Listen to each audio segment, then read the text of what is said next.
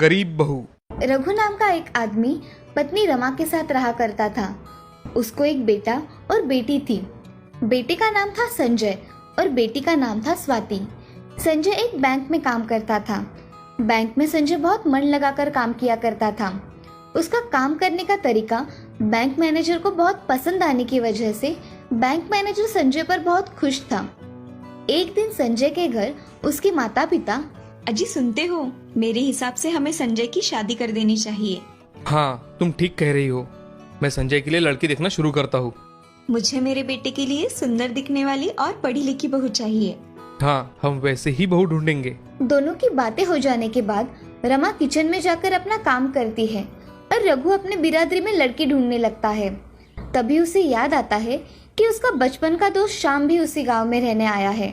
रघु उससे मिलने उसके घर चला जाता है। घर पर श्याम है क्या? जी आइए ना, आपको पिताजी से कुछ काम था? मैं और श्याम बचपन के दोस्त थे। वो इस गांव में रहने आया है तो सोचा उससे मिलता चलूं। आइए ना, बैठिए, मैं पिताजी को बुला कर लाती हूँ। हाँ, श्याम की लड़की तो बहुत सुंदर है और संस्कारी भी। मुझे श्याम से शादी के बारे में बात करनी चाहिए।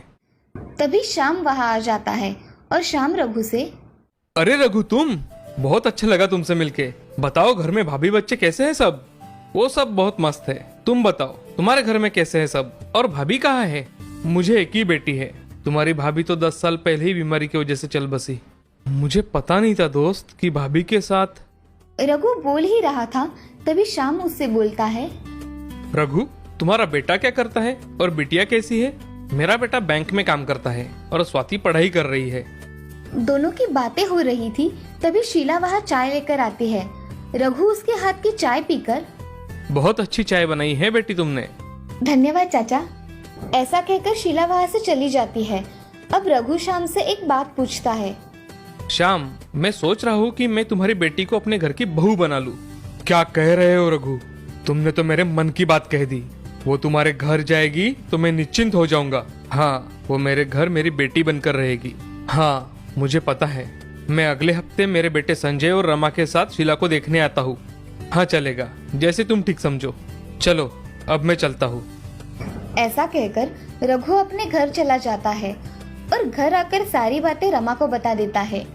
ये सब सुन रमा भी बहुत खुश हो जाती है कि उसके बेटे के लिए वो लड़की देखने जाने वाली है।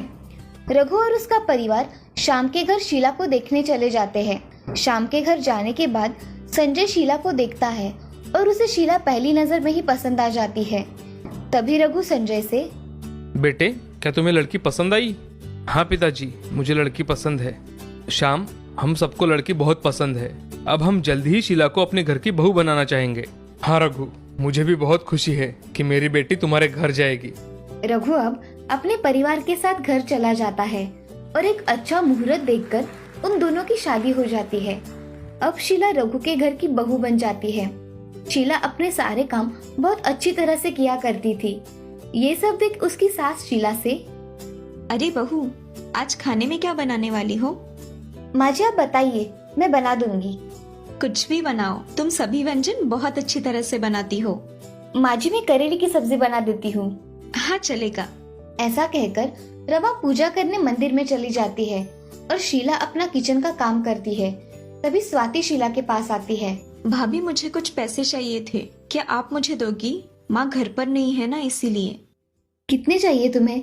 मैं तुम्हें दूंगी। मुझे 500 रुपए चाहिए। ये लो 500 रुपए। और किस लिए चाहिए ये तो बताया ही नहीं। वो कॉलेज में कुछ काम है। अच्छा ठीक है। स्वाति वहां से चली जाती है। अब शीला अपना काम हो जाने के बाद टीवी लगाकर बैठ जाती है। थोड़ी देर में सास वहां आ जाती है और, बहू चलो, जल्दी खाना परोसो, बहुत जोरों से भूख लगी है। हाँ माँ जी, चलिए। ऐसा कहकर शीला और रमा खाना खा लेते हैं। अब कुछ दिन बीत जाने के बाद शीला संजय से, अरे सुनते हो, आप पिताजी बनने वाले हो। सच में शीला, मैं आज बहुत खुश हूँ। चलो एक खुश खबर सबको बताते हैं। हाँ, संजय घर में सबको बता देता है कि वो बाप बनने वाला है। घर में सभी शीला का बहुत अच्छी तरह से ध्यान रखा करते थे। कुछ दिनों बाद संजय को एक बहुत सुंदर नन्ही बच्ची हुई। ये सब देखकर सभी बहुत खुश हुए, मगर रमा शीला से, बहू, इस बार लड़की हुई, अच्छा हुआ, मगर अगली बार लड़का होना चाहिए। हमें इस घर का वारिस चाहिए, समझी? जी माँ जी। ऐसे ही दिन निकल जाते हैं। अब शीला की बच्ची 1.5 साल की हो गई थी। तभी शीला फिर से गर्भवती हो जाती है। अब संजय के साथ साथ उसकी माँ भी बेटे की आस लगाकर बैठी थी। हमें इस बार बेटा चाहिए, नहीं हुआ तो हम ये बच्चा गिरा देंगे। नहीं जी, ये हमारा बच्चा है। जो भी होगा हमारा ही तो है ना। हाँ, मगर मुझे बेटा चाहिए। हम इस बार चेक करेंगे। शीला कुछ न कहकर चुपचाप खड़ी रहती है।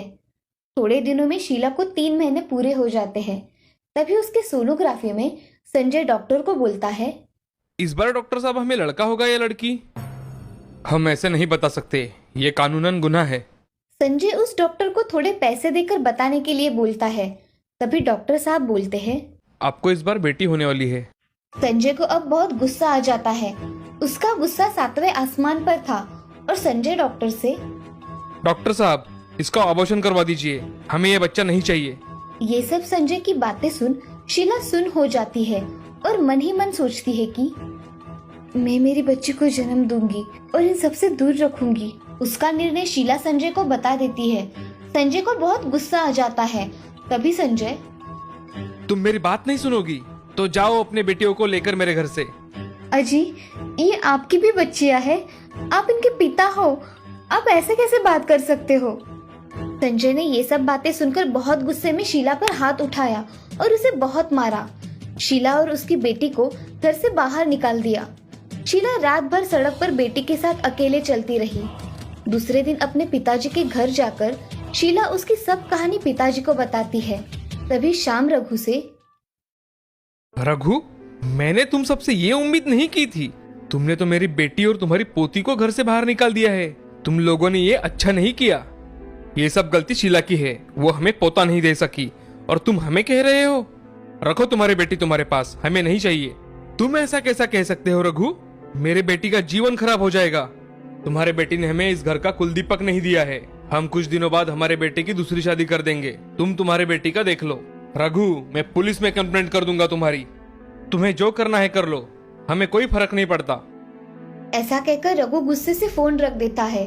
तभी ये सब बातें रमा सुन लेती है और अब ये लोगों ने कुछ नहीं करना चाहिए। आपको उन्हें बताने की क्या जरूरत थी कि हम लोग संजय की दूसरी शादी कर रहे हैं? उनसे डरने की कोई जरूरत नहीं है। चलो हम संजय के लिए लड़की ढूंढते हैं। हाँ चलो। उधर शाम अपनी बेटी के साथ बात करता है। बेटी, तुम्हारे ससुराल वाले सुनने के लिए तैयार ही नहीं है। वो संजय की दूसरी शादी करना चाहते हैं। क्या पिताजी, संजय दूसरी शादी कर रहे हैं? मेरा और मेरी बेटियों का क्या होगा? मुझे लगता है हमें पुलिस में कंप्लेंट करनी चाहिए। शीला बहुत सोचकर बोलती है, ठीक है पिताजी, हम पुलिस के पास जाएंगे। मैं मेरी बेटियों के साथ कोई अन्याय नहीं होने दे सकती। हाँ बेटा, हम ऐसा ही करेंगे। चलो हम पुलिस स्टेशन जाते हैं अभी। शीला अपने बच्ची को लेकर पुलिस स्टेशन चली जाती है और अपनी कंप्लेंट लिखवा देती है। तभी पुलिस उसके ससुराल वालों के खिलाफ कंप्लेंट लिखवाते हैं। पुलिस शीला के ससुराल चले जाते हैं।